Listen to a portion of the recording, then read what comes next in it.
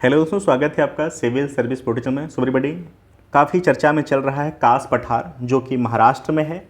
सो exam की view से कैसे इंपॉर्टेंट है और क्या यहाँ पर नई बात ऐसी आई है कि चर्चा बना हुआ है, जिसके बारे में जान लेते हैं। और एग्ज़ाम के व्यू से, प्रीलिम्स के व्यू से भी बात यहाँ पर किया जाएगा। चलिए स्टार्ट करते हैं। सो या नोट कर लीजिएगा, कास पठार। ओके, पहले हम भारत का मैप देखें तो ये भारत का मैप है। यहाँ पर महाराष्ट्र है। ओके, महाराष्ट्र में यहाँ पर ये जो है ये है सतारा डिस्ट्रिक्ट। ठीक है, सतारा डिस्ट्रिक्ट में ये जो रेड कलर का पॉइंट है ये है आपका कास पठार। ओके, मुद्दा इसी से जुड़ा हुआ है, तो आई होप कि आप समझ भी गए होंगे और मैप को भी देख लिया। सो मैप भी आप बनाकर, छोटा सा भले ही रफली फॉर्म बनाइए, बट मैप बनाकर चीज़ों को प्रैक्टिस में भी लाइए। ठीक है, चलिए स्टार्ट करते हैं। सो महाराष्ट्र के पुणे में अघरकर अनुसंधान संस्थान द्वारा एक हालिया अध्ययन में कास पठार पर महत्वपूर्ण जलवायु और पर्यावरणीय परिवर्तनों का पता चला है।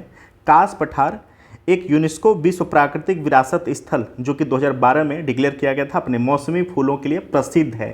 ठीक है, सो यहाँ से भी एग्जाम के व्यू से आप चीज़ों को, कंटेंट को नोट डाउन कर लीजिए, जो कि अगस्त और सितंबर के दौरान एक जीवंतकालीन बनाते हैं। ओके, कास पठार भारत के महाराष्ट्र के सतारा शहर से 25 किलोमीटर पश्चिम में स्थित एक पठार है। यह पश्चिमी घाट के सह्याद्री उप समूह के अंतर्गत आता है। सो क्यों चर्चा में था, क्या मुद्दा था, हमने इसके बारे में बात कर लिया। ठीक है, अब थोड़ा सा बात कर लेते हैं सतारा के बारे में भी। ठीक है, अगर हिस्ट्री आपने पढ़ा है, अगर प्रिपरेशन शुरुआती दौर में है, तो आई होप कि अभी सतारा तक नहीं पहुँचे होंगे, क्योंकि ये बिल्कुल 1848 तक के मुद्दे का बात है। ठीक है, सो आज बात कर लेते हैं सतारा के बारे में। देखिए, जो सतारा है वह कृष्णा नदी और वेन्ना नदी के संगम के पास स्थित एक जगह है।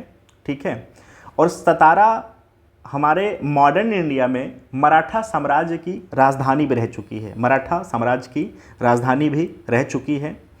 ये इम्पॉर्टेंट क्यों हो जाता है व्यू से एग्ज़ाम के, क्योंकि 1848 में लॉर्ड डलहौजी ने जो गोंद प्रथा को समाप्त किया था, ठीक है, उसके दौरान उसी के थ्रू उसने गोंद लिए हुए बच्चे को उत्तराधिकारी मानने से इनकार कर दिया था, जिसके फलस्वरूप सतारा को 1848, याद रखना, 1848 को, ठीक है, अंग्रेजी साम्राज्य में मिला लिया गया था। अब इसके साथ साथ जो लॉर्ड डलहौजी का उसने 8 वर्षों में 8 राज्यों को, 8 प्रांतों को, जो कि उस समय के प्रांत माने जाते थे, अपने अंग्रेजी साम्राज्य में का हिस्सा बना लिया था। सतारा 1848, जैतपुर, संबलपुर, भगत 1849, ठीक है, और उदयपुर 1852 और झांसी 1853 को अपने साम्राज्य का हिस्सा बना लिया था। तो आई होप कि आपको ये पता होगा। महाराष्ट्र की बात कर लेते हैं। सो जो महाराष्ट्र के सीएम हैं उनका नाम है एकनाथ शिंदे। ठीक है, एकनाथ शिंदे सीएम हैं।